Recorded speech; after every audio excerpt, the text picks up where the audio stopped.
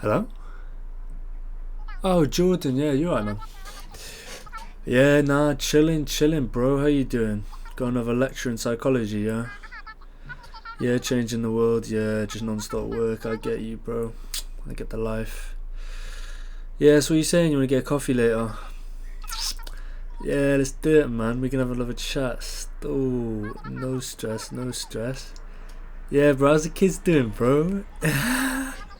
Yeah, nah, yeah. I don't have kids myself, but like, you know, I see you, bro. I see you. Yeah, alright, cool. I'll see you later. Yeah, man. Alright, cool. In a bit. Sorry, it's just Jordan Peterson on my line, yeah. We're like that. Okay, so today's gonna be a bit of a Jordan Peterson reaction video because I've been looking at his vids online for let's say about a year now, and some of the shit he says, yeah, it just feels like he's speaking to me. You're an impressive specimen. Thank you very yeah, much, it's actually Mr. hard. Peterson. It's actually hard to sit here because of the glow of light that's coming off you. So I've got a couple of vids lined up. I'm going to take some of his deepest and darkest quotes, and we're going to analyze the shit out of them, and maybe get somewhere with it. Maybe we'll learn something about life. Who knows? Usually you do when you're listening to old Jordy P. Let's get into it. Children of first-generation immigrants have necessity driving them, and you don't know how much you need necessity to drive you because maybe you're not very disciplined, and if a catastrophe doesn't immediately befall you if you don't act forthrightly today, then maybe you never act forthrightly, right? Because the gap between your foolishness and the punishment is lengthened by your unearned wealth, and so you never grow up and learn. And bro, that, when I heard that, yeah, that was like explosions. Like, I've been trying to say that. I've been trying to use words to describe that, and he did it so beautifully just then. But bro, I have suffered with this, and I know better people have before. Jordy P. Let's go Jordan Peterson lecture. The meaning of life for men. 8 million views. Jesus. This guy's going crazy. I saw a channel the other day dedicated. The channel we were just watching is literally dedicated to transcribing his lectures and then just posting them as videos, and it's doing really well. Jordan Peterson, I've spent a lot of time thinking about he's Hitler. on stage. I've often thought, I spent a lot of time thinking about Hitler, and I was thinking, how do you get into a state like that, you know? And maybe that's because you spent a bunch of time in World War I in the trenches, which was like no joke, and all your friends got blown up. What the fuck? And then you were unemployed, and then you tried to be an artist, and that didn't work out, even though you were moderately talented. And then maybe the economy fell apart. Completely on you. Hyperinflation. And then maybe there was a communist menace coming in from the east, and there genuinely was. This And guy's so like... you're not the world's happiest clam at that point. No. And you're talking to people who aren't that happy either, because they were also badly defeated in World War I, and then they had a terrible treaty they had to sign, and they lost part of their territory. This is a very happy and so, analogy. the crowd's not happy, and neither are you, and there's reason for it. And so you start talking to them. You don't know what you're upset about, and neither does the crowd. Bro, look at these kids in the lecture room, yeah, not even looking up, not even soaking this up. They're just writing notes, like not even paying attention, man. Just wake up. And the This is crowd gold. really starts to go mad, and they basically tell you that you're the savior of the nation. It's like, how many bloody people have to tell you that before you start to believe it? You know, I would say with a typical person, 100 will do it. That'll get you going, man. 100 people tell you specifically why you're special. You're going to be thinking, even if you're kind of humble to begin with, you're going to be thinking, geez, there's got to be something to this. For example, how it is that I can remember all the things that I talk about extemporaneously when I'm lecturing. And the reason for that is because I've thought them through. Thing is with him, it's like he doesn't just fucking babble. He's created his own meaning or his own interpretation of anything that he's talked about, to the point where, because he has such a strong stance on the things he has to talk about, he can kind of go in any direction because he knows where his pillar is. $100,000 in sales, and this is all working from home in my home office right here. Look at this guy, right here. This guy's made 100K, all working from his own office in under a day. One of the things you have to be careful of if you're agreeable is not to be exploited, because you'll line up to be exploited. And I think the reason for that is because You're wired to be exploited by infants. Bro, that's so true.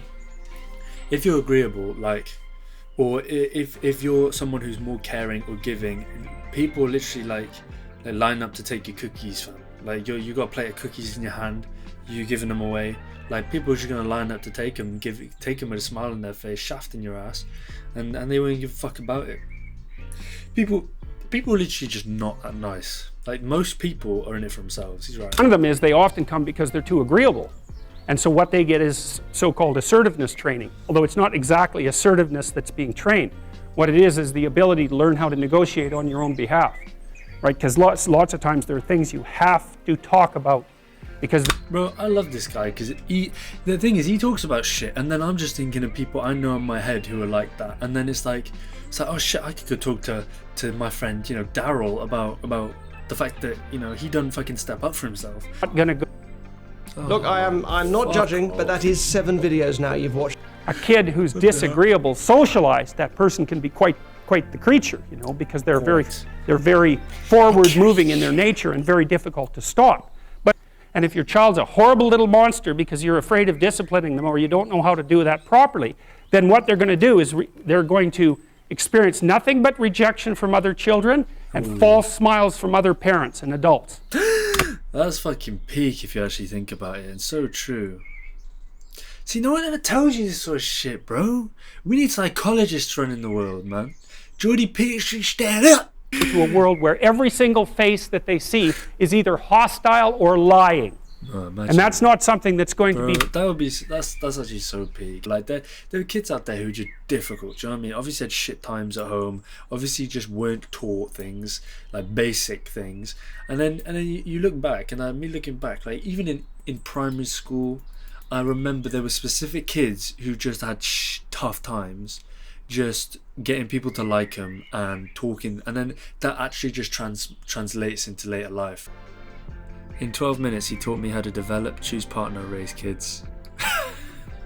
He's 58, which means he has had a long time to process these thoughts. It's so juicy, bro. Look at him, he's a pretty good looking chappy too, isn't he? Like, he's kind of stern looking. I mean, there in the top one.